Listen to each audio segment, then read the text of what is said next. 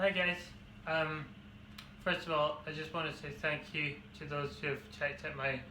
drum covers, and I hope you've enjoyed them. I just wanted to make this video today to explain a little more in depth about how I go about recording my drum covers, because obviously to me it's not necessarily a walk in the park. I have to carefully consider what songs I actually play along to, because some of them are very complex and may have different time signatures in them, and I have to be very aware of that, because I struggle quite a bit with mainly transitions between the hi-hat to the ride cymbal, or the hi-hat to the crash cymbal, and then back to the hi-hat again. As you've probably noticed in my videos, my right arm can seize up quite a lot of the time, so that can be quite a pain in the ass. And the other aspect is fills as well. When it comes to these drummers doing like fast fills with the snare and the toms together, I mean, my right arm just didn't have the capability to do such things, so I had to compensate and come up with some different way of doing it. Depending on the song, it can actually take maybe 5, 10, perhaps even 15 takes to get a cover I'm actually satisfied with, because it's unusual. I mean, I can actually play along to a track just fine, and then as soon as I try and record myself,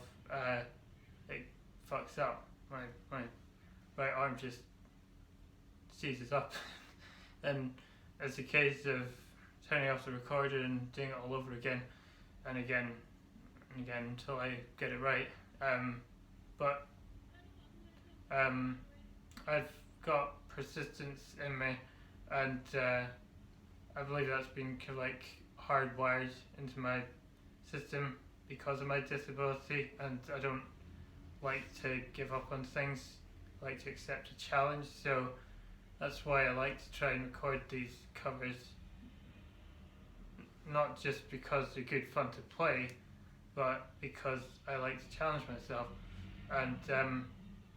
one of the predominant factor I get in getting past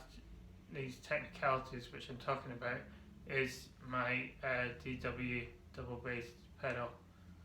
I cannot emphasize enough how important that is to me to actually utilize when I'm actually playing the songs that I play along to, because it effectively acts as, I wouldn't say like a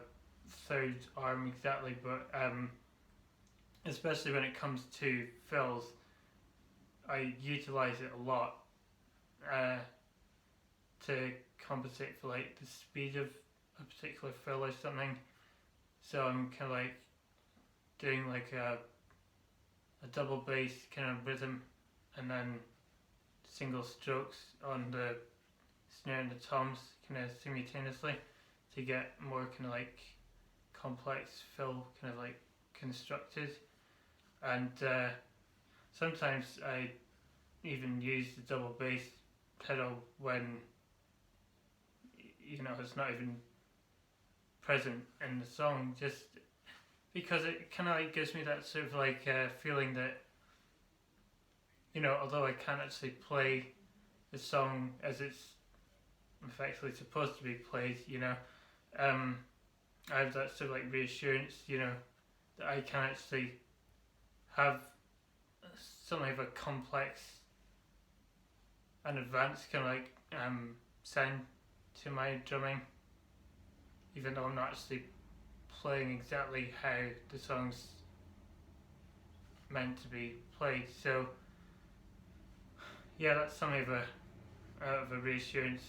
in me, and it's been incredibly helpful to me in my development of drumming and getting this far, and I will continue to do as many as I can and build up my channel with more covers, so I'll keep you posted. I don't know what I'll do next, but it's be something I certainly enjoy playing along to, probably something I'm familiar with, but something I know I'd be able to play anyway. So yeah, that should be coming along probably within the next few days, so yeah, I'll keep you posted.